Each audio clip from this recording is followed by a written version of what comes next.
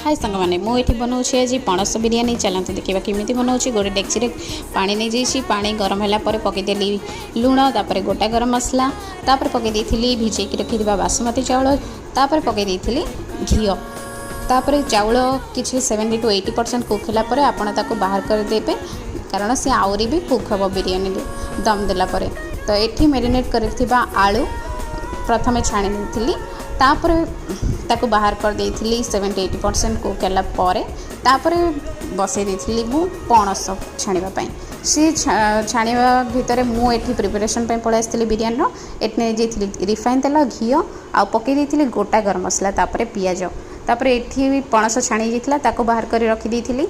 सेपटे पियाज ब्राउन है पकई देइथिली छेचिकी रखिथिबा अदा रसुण पेस्ट तापर नै जेथिली किछिटा टमाटो पकई देछि आ गुंड मसला भी मु पकई देथिली भूली जाइछि।